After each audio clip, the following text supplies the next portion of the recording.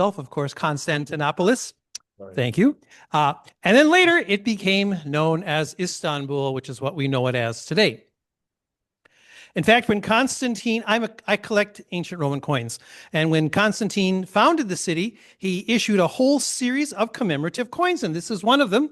And on the front, that is the bust of Constantinopolis. In fact, it even says Constantinopoli, and this was struck at the mint in Antioch in modern day Turkey. Okay, next one. And that is Constantine the Great, one of the great emperors. He's the one who legalized Christianity with the Edict of Milan in 313. We'll hear a lot about him in the trip, especially in Istanbul. He was also the first person to wear contacts. That's right. That's the head of what was in the past before it was broken up, an enormous statue of him. All right. He built this amazing city, Constantinopolis, the eastern capital of the Roman Empire, that lasted for about 1,000 years. This is what we think it looked like. That is the Hippodrome, where they raced the chariots. Go to the next one. We've seen that from Ben-Hur and all that stuff. It still exists, sort of, today. Next one. In the beautiful plaza area, there is this long plaza, and this is where the Hippodrome was. I think I have one more of that, too, as well. So that's where the Hippodrome was for the horse races in Constantine's era, and today it is a pedestrian walkway with an Egyptian obelisk. Right there, an Egyptian obelisk. This is underground. This is a really amazing site. This is the ancient water cistern that Constantine had built under the surfaces of Constantinopolis, because if the city were to be besieged, they would need their water supply. And today you can walk through this. We will go there. Just gorgeous with all these pillars with lights, and there's still water in it today, 1,700 years later. Constantinopolis was surrounded by enormous walls. It was an impregnable city for almost 1,000 years. This is what archaeologists think it looked like back then. Next one. And a lot of it still stands today. These huge, huge, huge walls. Next one. It was also the capital of the Eastern Empire, of the Roman Empire, the eastern part, and it was later the seat of the eastern branch of Christianity, Orthodox, called the Eastern Orthodox Church today. The center was this enormous church built in the 6th century AD called Hagia Sophia. In Greek, means holy wisdom. And today it's a mosque, but this enormous church. Next one. And some remnants of what it used to look like before it was taken over and converted into a mosque still exist. One of the frescoes, the ICXC, Greek for Jesus Christ. And keep going. And the Eastern Empire, the Byzantine Empire, as it was known for its richness, its opulence, its stylish court, and you'll hear a lot about that on the trip as well. It was also, as I said, the seat of the eastern branch of Christianity, and in 1054, the Roman Catholic Church in Rome and the Eastern Orthodox Church in Constantinopolis, they split, an enormous theological split over one word in the creed. This is the 1700th anniversary of the writing of the Nicene Creed. And the word is filioque in Latin, which means and the Son, because in the Western Empire, the Christians in the Roman Catholic Church believe that the Holy Spirit comes from the Father and the Son. In the Eastern Empire, the Orthodox Church, they believe the Holy Spirit only comes from the Father. And so if you've ever been in a church that's had a little theological argument over something, I supply preached a couple of weeks ago in a church, and I was preaching on Paul's letter to the Galatians and all the conflict, and I said, you know, some churches, they even argue over the color of the carpeting, and I found out after the church that's exactly what they were doing. So here they split over one word, and to show you how long this split took place, 1054, next one. The head of the Eastern Orthodox Church and the Pope did not talk again until 1966. That's Pope Paul VI. That was a long-lasting feud. Constantinopolis is located on this narrow channel called the Bosphorus, which connects the Mediterranean to the Black Sea. It is a strategic place. It is a huge maritime center. When you are there, you will see ships lined up to go through into the Bosphorus. In ancient times, it was a huge harbor as well. In fact, just about 10 years ago, they were doing excavations to expand some of the land, and they actually came across an entire graveyard of Byzantine ships that had been deliberately sunk in the harbor 1,000 years ago, and they're still sitting there. Constantinopolis was impregnable for almost 1,000 years. It finally fell in 1204, and interestingly enough, it fell to the Crusaders, who on one of their later crusades didn't have any luck in the Holy Land, so they stopped and laid siege to Constantinopolis, and they conquered it. And then it fell again in 1453 to the Muslims, to the Ottoman Turks, and then from 1453 until about 1918, Constantinopolis, Istanbul as it later became, was the capital of the Ottoman Empire. And you will see the remnants of the Ottoman Empire. This is the Blue Mosque, just gorgeous. You'll see these enormous mosques. This is the interior of Hagia Sophia. Again, originally a Christian church, now it is a mosque. And it's not a museum, it is an active mosque. And it's amazing to think how old this is. Somewhere up on one of the balconies, there is actually graffiti carved by a Viking warrior who came to Constantinopolis, Byzantine, in about the year 1000, and he wrote his name on the wall. So we should be able to go in there, and it's just an amazing sight. This is the Topkapi Palace. Now, we don't have that on our tour this time, but you have free time. This is where the Ottoman Turk Sultan lived and reigned for centuries and centuries. Next one. Just this gorgeous, opulent palace complex, enormous, and it overlooks the water. Just amazing to see the wealth that was there. You'll have time to do some fun things when we're in Istanbul. You'll have the option, if you'd like, to take a cruise up and down so you can see both sides, the European and the Asian side of the Bosphorus. And so that's one thing if you'd like to do. You'll have the opportunity to do that. The food is amazing, okay? I can highly recommend the food for you on your free time. You can shop there, Sally. I don't know if you knew that. Even there. Turkish rugs. It has the Grand Bazaar, which is thousands upon thousands of stores. And the shop owners are very nice. They will very often invite you and sit down, have some tea with me, and they're insulted if you don't. So you'll have some time just to wander and shop as well. And my last slide, because one of the really cool things about Istanbul is they have a special project to care for dogs and cats. And so you will see dogs and cats all over the city. They are not mongrels just wandering around. They are cared for. They get medical care. They are fed, and they pretty much have the run of the city. So as you're walking around the city, just keep your eyes open for all the dogs and all the cats. And it's just one of the wonderful things about Istanbul. So again, just a few slides as you get ready to visit this most amazing of cities. So thanks. Great, thanks. And you'll get a lot more history as we go along. Would you, Paul, cover the next 2 points, Middle East concerns and the anniversary? Again, we've had a couple people ask with everything that was going on last month with the bombing, Israel and the United States bombing Iran, are we still going to go on the trip? And the answer is yes. Where we are going in Greece and Turkey is not in that zone. And again, the fighting has stopped there. Fighting continues in Gaza. But where we are, you'll be safe. You don't have to worry about anything. But if you do have any questions, we do have some information on cancellation policies. But I just assure you, you will be Must safe. have gotten it in something. That's the first. Oh, okay. And then also, as I mentioned, this year, 2025, is the 1700th anniversary of the writing of the Nicene Creed, which is the original version of the one we have in our hymnal. We actually have one from about 60 years later, but it was written in Turkey.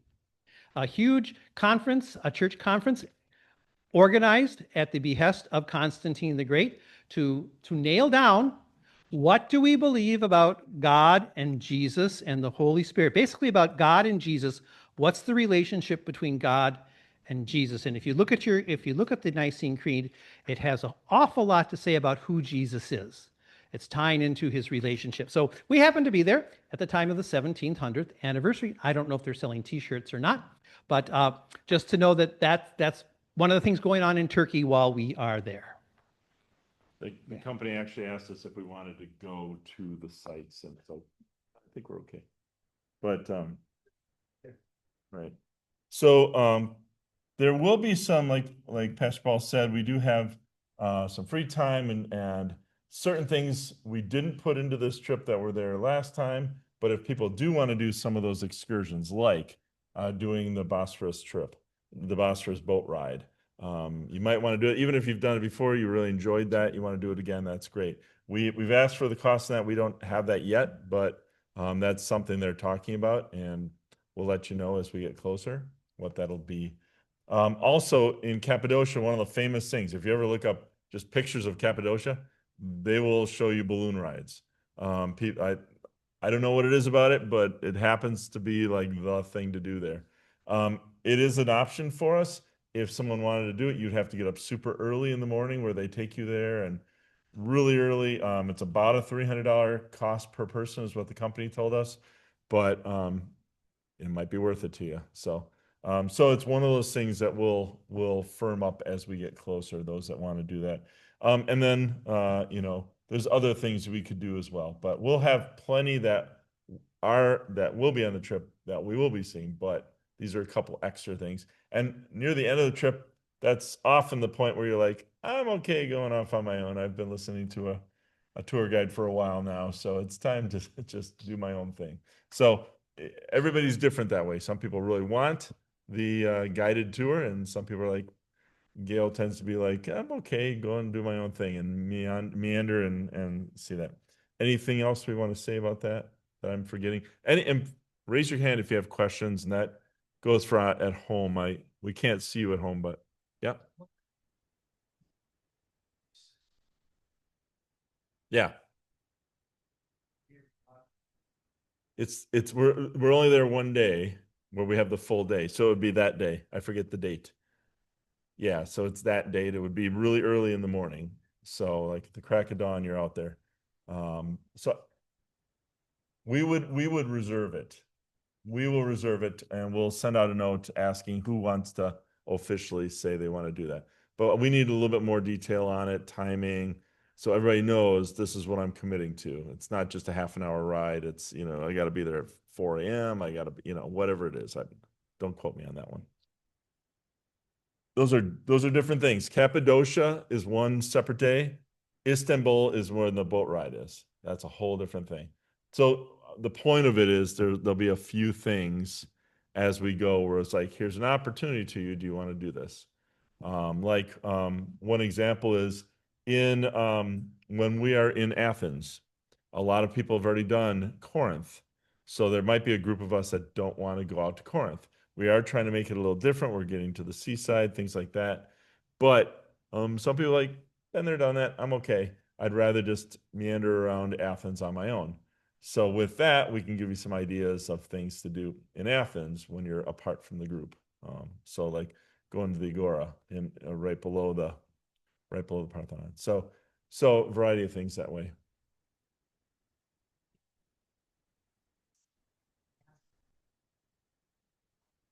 We can ask, yeah, we'll find out.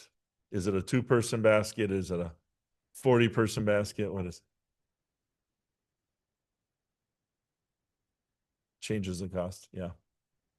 So how many, just curious, how many of you find that really intriguing, would really be interested in that? Yeah, the balloon ride. Raise your hand high because you 1, 2, 3, 4. They can't see us. 12, I know. 13, 14, 15, 16. And at home, now I can see you. Raise your hand if you want to. Is that Eric and Randy? Okay. So yeah, so we over half the group, I would say, wants to do that. So it's not cheap, it's around 300 a person. Is the quote that they sent us back, but we'll send out more details, timing, what size the balloon is, what size the basket is, I should say, and all of that. So it shouldn't take you away from the rest of the day. we'll still be seeing those things, but that's why you got to get it done early in the morning and be back by, I'm guessing we're back by breakfast. So,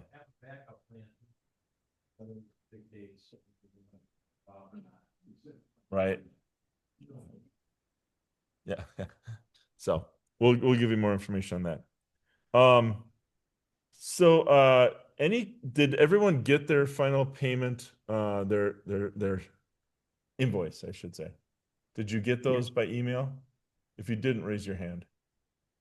So invoice, the final invoice. Okay.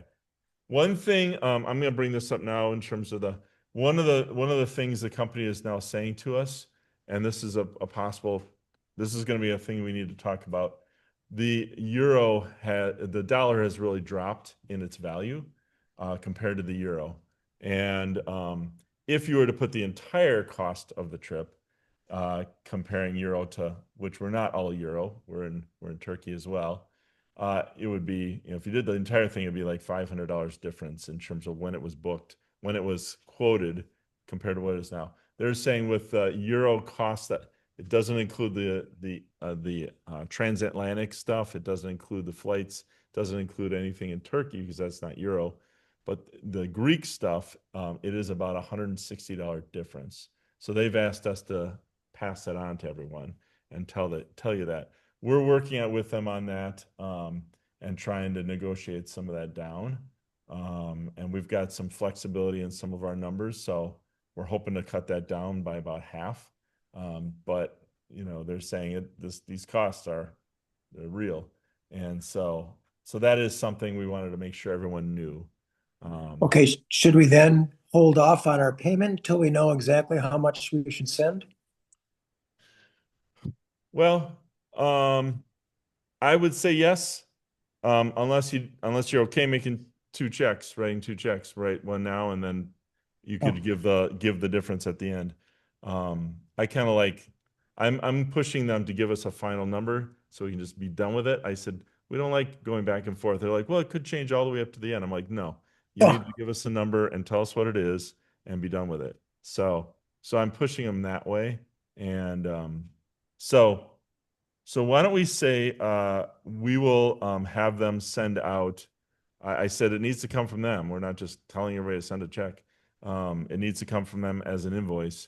And so we'll push them to get that done within, I would hope, a week. Wouldn't you think that's doable, Gail? A week? Okay. We'll send it in. We have to send in a second check if we don't. Any other questions at home? Yeah. Well, I mean, again, if you want to make if you want to pay that invoice, you could do that and then pay the difference later. That's not a problem. Or if you want to wait for this invoice, then we'll just do that. In my mind, it's like, get it done and then it's done. But it's your money. So however you want to do it. Some people like to keep their pennies in and to get every point of interest, and it's how you normally like to do that. So yeah. So it's kind of an individual question that way. I know they had dates in terms of when they wanted things, but this is kind of outside that realm. So you can either just pay the amount by the date and then pay the difference before we go, or if you want to know and you just want to pay the whole thing and be done with it, that's what I would do. That's what I will do. So does that make sense? Like I said, we're still not done negotiating with them. The number was 165, and like I said, I'm hoping to get that closer to 100. So reduce it a little bit, and that's per person. Okay. We're gonna wait on the Hotel Arcadia, right? So the other things that are on this list are things we have talked about before. In case you didn't hear them the first time, the weather will be kind of fall-ish, so it's light. You can put on a light jacket, take it off. Bring layers with you, so it should be pretty comfortable compared to the other time we were in Athens where it was 105. So it should be much more comfortable that way. So but think about the weather. We've got a packing list there for you if you want to have a sense of kind of things to bring. I know a lot of you have done this many times before and have your own packing list of things that you want to bring, and that's great. This is just some suggestions for people that want some guidance there. So shoes are important, right? This is not a stylish trip. So you do not have to outstyle anyone on this trip. So it's comfort, comfort, comfort. So please have that at the forefront of what you are thinking about, because shoes will make or break your trip. And I think I told the story last time. One of the ladies that came on one of my Israel trips, and she bought these really cute new shoes, and she was miserable. I mean, all I remember her saying as we walked around was, ouch, ouch, ouch. She had blisters. It was terrible. So just really think about that. Break them in, have them ready to go, and know that they're comfortable. Not just good looking, but comfortable. That's the most important thing. So you might want to order some euros ahead right now, especially if the rates are changing. But you can have some of that ahead of time. Credit cards work great. Just like here, I haven't touched cash in quite a while. In fact, the other day I had to. I'm like, I have no cash. So, Gail. England. And our friends were just in Europe, and I never had a single British pound. I put everything on my credit card because most of the places we went don't accept cash. If you do get in a situation where you have to have cash, it will probably be a small market someplace, but it won't be the Grand Bazaar. The Grand Bazaar will be on to the credit cards because they are sophisticated there. So I think your idea of getting euro is not a bad idea, just in case. But I'm going to tell you, I'm not going to get any euro. That's me. Paul might get euro and Chris might get euro, but I'm not going to get. If I Well, like- need euro, I will go to an ATM machine when I'm there and get it. And the exchange rate won't be that different. You might lose $1.37. Has anyone else had that experience? You feel pretty comfortable about it? Cheaper. If you go to your bank, they charge you higher fees, but if you go to an ATM at that country, you got to use the debit card.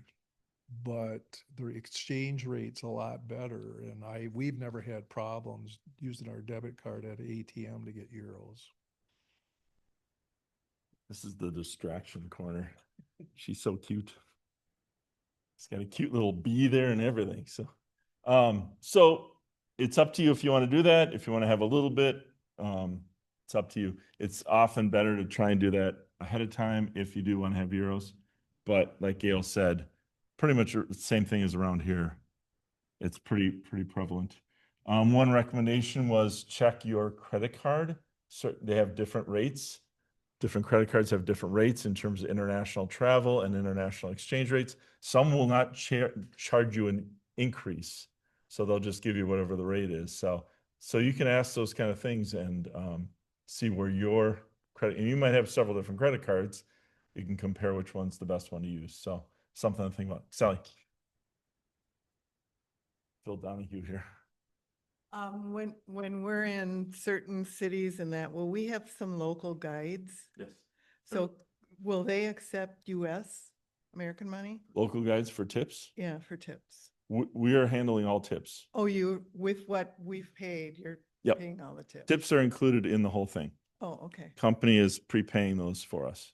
Oh, okay. So the only way you would do tips is if you had just someone that you couldn't believe Jesus Christ showed up to do the tour for us, and you really wanted to give a special tip, somebody that was just incredible, right? Is what I was trying to say. That was sacrilegious, I think.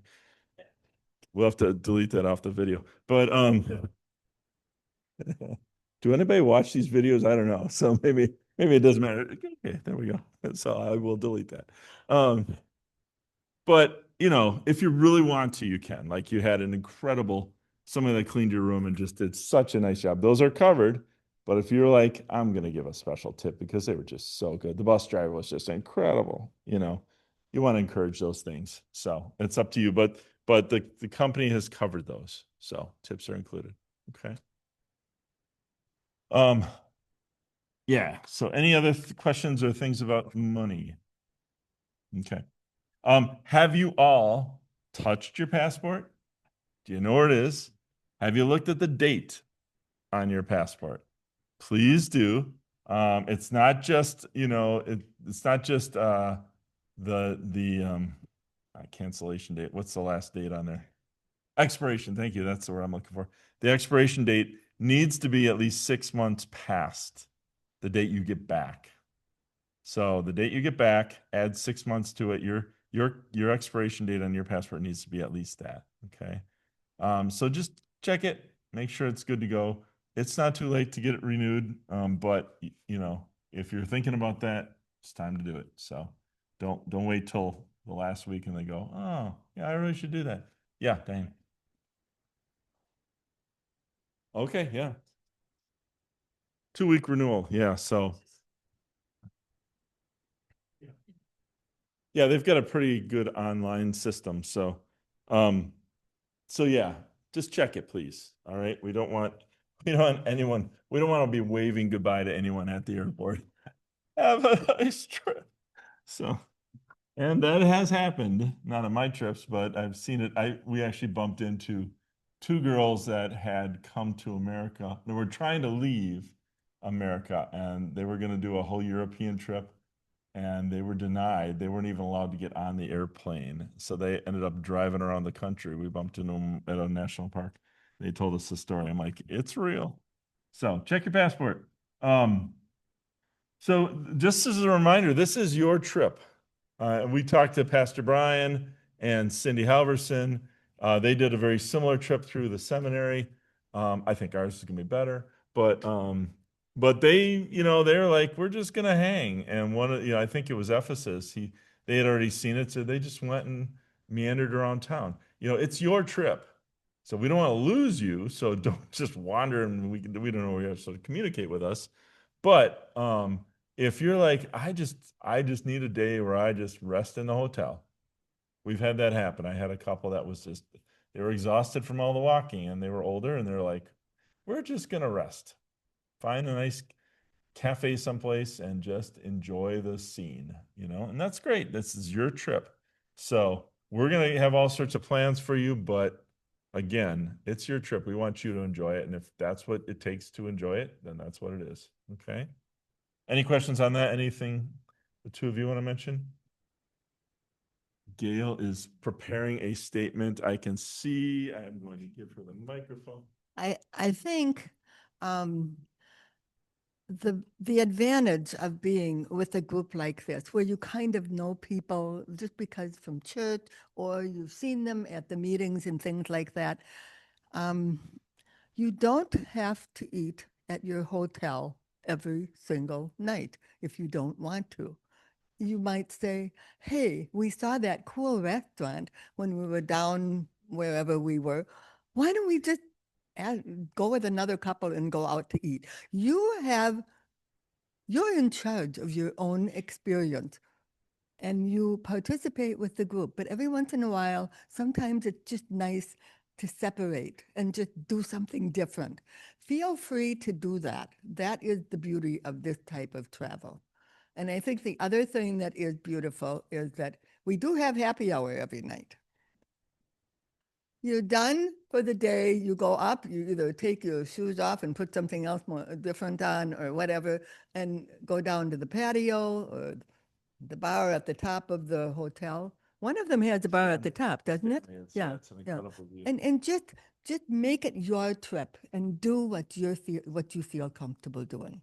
And don't feel like everybody's going to think, oh my goodness, they're not with us. No, do your thing, enjoy it, and make it what you want it to be.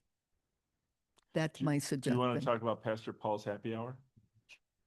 Yes. That's what we're going to call it from now on. We're going to bring Jesus into the trip a little bit. Since we are going to the cities where Paul was, my plan is every morning, very often on the bus, have a short little devotion. I'm going to base those on sections from Paul's letters, such as Philippi, Thessalonians, Corinthians, Ephesians. There's no letter to the Istanbulians, but they have a short little devotion. I'm hoping to have a worship service in Philippi at the spot where Paul first came to town. In Corinth, plan to have a communion service because you are in the city where in 1 Corinthians chapter 11 is the oldest mention of Holy Communion. So we'll be having communion in the city where Paul first talks about communion, and then either in Ephesus or have one in Istanbul. In the evenings, and we won't do this every night, but a number of nights during happy hour, we just have kind of a give and take time. If people want to share some thoughts for the day, here's what really stood out for me. If you have questions about where we are or the Bible, how it ties into the Apostle Paul in the early church, we'll just take time to sit and talk about those. A couple of nights, I might have a theme that I will share with you. There are no quizzes, so don't worry about that. Bring a Bible along. By all means, bring a Bible along, or at least a New Testament along, and we'll be holding up some of these verses. And I'm looking forward to this because I'm going to touch on some of the sections from Paul's letters that we never get to preach on in church, some of the really personal parts of Paul's letters. And in fact, I'm looking forward to in Philippians chapter 4, Paul mentions two women in the church who are fighting. And he talks about how you handle this. And in this letter that's nothing but love, he takes the time to spend a couple of verses talking about Syntyche and Euodia, who are having some sort of snit with each other, which never happens in the church. But I'm going to talk about how Paul sets it up for the church to help these women work it out. So I'm really looking forward to sharing these times with you, informal, formal, in worship. And any time on the trip you want to just sit down and say, hey, Paul, got some questions, or what about this? Feel free to do that. Happy, love doing that. Thank you. You can hold on to that. So any questions about that? Again, we'll have things for you. You're on the bus, the devotions you can't really opt out of those, I guess. You can't run from those.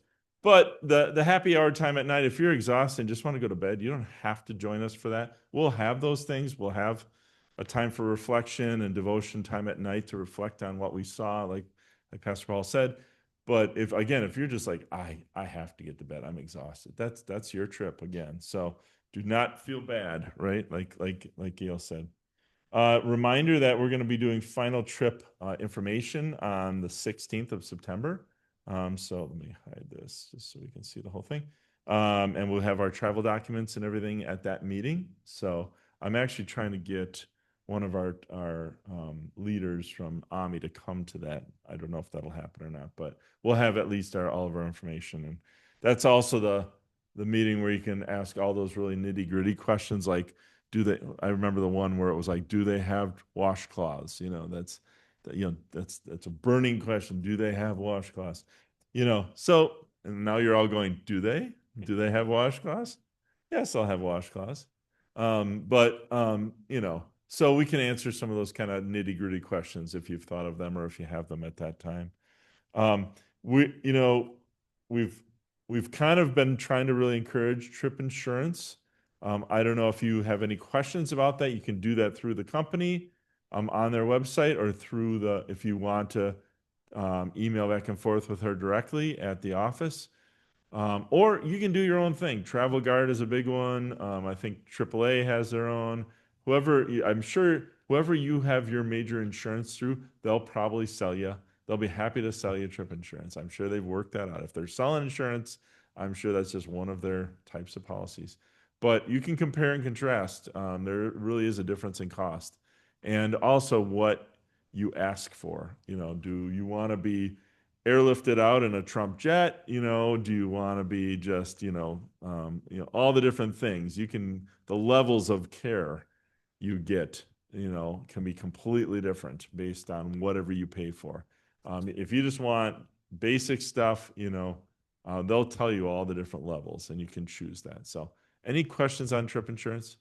We do want to encourage it just because things happen. And so we always feel bad when suddenly someone I had one, I think I mentioned this one time before, someone on one of my African trips fell literally the week before. I don't know how they did it. They were mowing the lawn, but they just completely ripped open their knee. I mean, just like, it was terrible. And they weren't coming to Africa. And his wife was still going to Africa. I'll tell you that. She's like, bye. And it was their anniversary and everything. But it's like, take care of your knee when I'm gone. But so, but then they had to mess with the insurance and work through that whole process afterwards. So it is an important thing if you want to think about that. We already talked about the euro dollar exchange rate. One really important thing that if you've never traveled with a group like this, I think it's important to mention. We are traveling as a group. So it's not we're all, 31 individuals, we hit the ground and we all do our thing. We have to really think about, do we have everybody? Are we, did we lose someone? And if you're the kind of person that likes to go, oh, there's a butterfly over there, I think I'll go chase that butterfly. That can be difficult. So we've had a couple people like that, right? So suddenly the whole group stops as we wait for that person to come back. So we have to think as a group. We're traveling as a group. We're making sure everybody is okay. How is everyone feeling? Someone might not be feeling quite right. What do we do to help them? And that also goes with, so we're traveling as a group. That's important to note. We're thinking as a group, right? And we'll even have pods where you'll have a group of 4 of you, and are you 4 here? Yes, we're good to go. Let's keep moving. But we also want to know how you are doing. So we will encourage you to tell us, are you doing okay? Just kind of a daily check-in, I ate something last night that's just not sitting well with me. I need to take it easy today. All right, what can we do to help you? So we want to make sure, everyone is doing well and they're enjoying the trip. And if you're not doing well, what do we need to help you do to get back on track? So we've all had those experiences traveling, and we want to make sure you're doing well. So please communicate to us. Our bus driver on the Luther trip last fall said, I have never had a group that was on time and organized like your group. So got something to live up to there. Those Germans, they're like clockwork, right? It's Austrian, but It was the German trip. We have not heard anything about a fuel charge increase. I think it's actually gone down a little bit, but you never get that back, right? So that's how that works. We are working on we're working on the shuttle. So those that want to take a bus from here, you can park here at the church, leave your car here for the week, so you don't have to pay for the long extended. I think I just paid $150 at the airport for a weekend. So, but so we leave it here. We'll take a bus down to O'Hare. They'll pick us then up right from when we get back. So it's really smooth. So if you want to do that, we'll send out a note. And but some people have family in Chicago. They just want to go visit their kids or whatever and meet us there. That's fine. Or if you just want to make a weekend in Chicago, and that's up to you. So we will communicate that as we get a little closer. Maximum flexibility. I think that's always one of the big things, that you got to be flexible. So it goes along with we're traveling as a group. We have to be mindful of everybody, and we have to be a little bit flexible. Sometimes things don't go exactly as we want them to go. And I'm trying to think of examples on the last trip that would have happened. We had a couple as leaders, but nobody knew about them. But, so it's always like, okay, we might have to punt right here and do something a little different. And that's where we will try to communicate with you all the way along, so you know what's going on each step of the way. For sure, knowing what's happening the next day and what the schedule is. So everybody's clear on that. What time do you have to be to breakfast? What time are we on the bus? Here's what the day is going to look like. But then as the day goes on, if things change, well, okay, we have to adjust on this. We'll try to keep you in the loop. We've found strong communication is crucial, and that always makes people more comfortable. As long as you know what's going on, the more we can tell you, the better, so that you're like, okay, I know what's going on. Yep, they're working it out, and I'm just gonna hang. Bring some cards. It's always fun too when things don't go right. I just added these back onto the list, and we are always accessible. So if you have any questions, phone call, email us, whatever you want to do. We're happy to do that. So any questions people have? Any questions at home?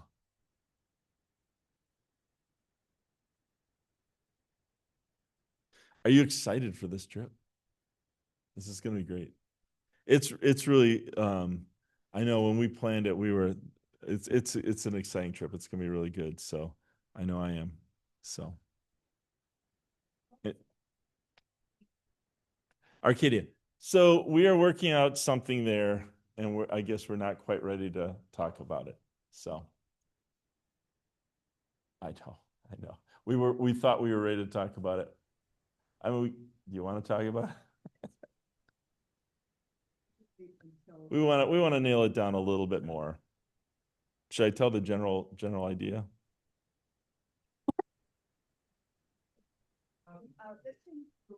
Well, I'm not itching to do it, but I put it in bold, so unfortunately.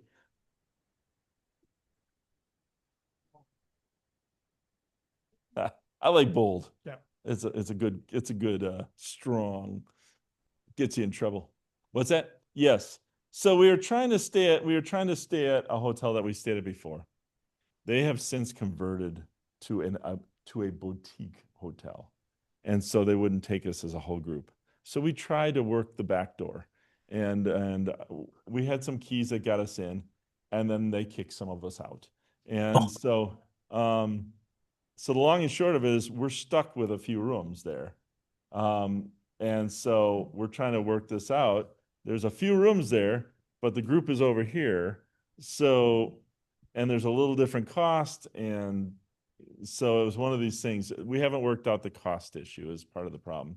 But it means like 5 rooms are going to be there, and they'll be apart from the group.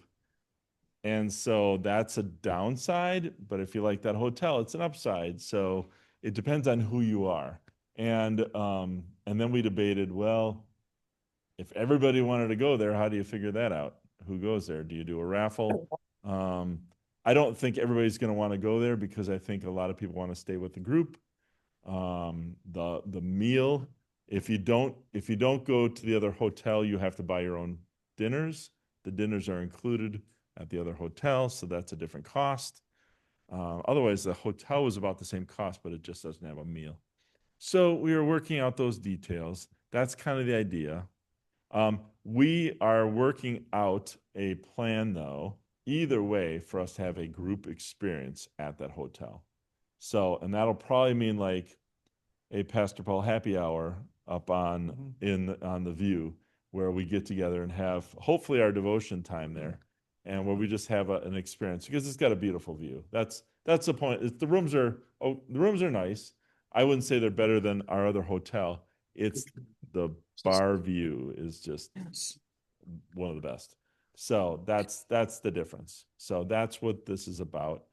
And we're still hammering out numbers, and we thought we had it and we don't. So that's why we kind of skipped it. But so that's what that's about. So, yeah.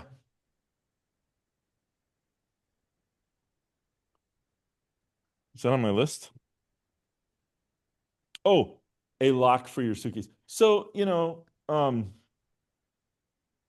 I keep this kind of thing with me all the time. So if you ever want to, like a backpack or your purse or something like that, you can lock it. Not so much your suitcase, no. But you can have this kind of thing, and they've got little cables that you can also put it around a leg if you're worried about it disappearing. I do encourage you, and I'll have some links for you to watch on YouTube, theft and thinking about, how do you think like a pickpocket? It's not so much you're going to get abused, it's more your stuff is going to disappear, and we don't want that to happen to anyone. So thinking like a pickpocket helps you to know and I was just in Boston this weekend, as I sat my phone and my wallet on the table at the cafe, I'm thinking, oh, that'd be really easy for someone to just come up and walk away with it in this busy so how do you think about these things? Don't just trust. And so that kind of thing. And little things like this can kind of help out with it, keep it locked. But so I think that's where we were going with it. So any other questions people have? Any questions online? Randy's always got an interesting question. Okay. So, do you have any questions for us?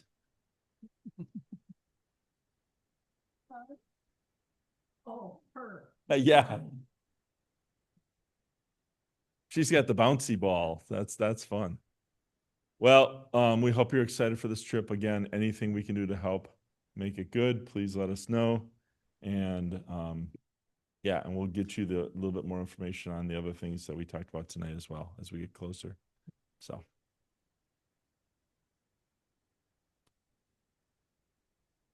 We'll ask them what more. I'll find out. Yeah. We will get that information out soon. Okay. And we do have 2 spots. Yeah, that's true. We still do have 2 spots. One of the couples that had signed up early on, having some really kind of serious stuff going on. So physically, so we're not able to join us. So if you do have anybody that wants to go, there are still two spots. That window is closing just because of airline tickets and things like that. So yeah, but it would be great to fill it up. But we've got 31 people going, so it's a very good group. Honestly, that's our sweet spot. So that's a really good number. So, all right. Any other questions? Well, thank you for coming out. Thank you. You want to, Pastor Paul, you want to close us with prayer? Gracious Lord, it is 3 months from today until we take off on this adventure. And we pray that not only will we have a wonderful time together, that we will make new friends, that we will see wonderful sights, that we'll have good food, but that we will grow closer to you as we are in the spots where the Apostle Paul lived and ministered. Sometimes he struggled, sometimes he rejoiced. We pray that as we study the scriptures, as we see these ancient sites, the scriptures will come alive to us, and we will see that Jesus Christ is Lord today just as much as he was Lord when the Apostle Paul wrote his letters 2,000 years ago. So bless us as we get ready, and truly bless us on this wonderful experience and excursion of faith. All this we do pray in Christ's name. Amen. Amen. Thank you, everyone. Have a good night. Thank you. Thank you. Thank you. Yes. Let me, yep. Thank you. Thanks.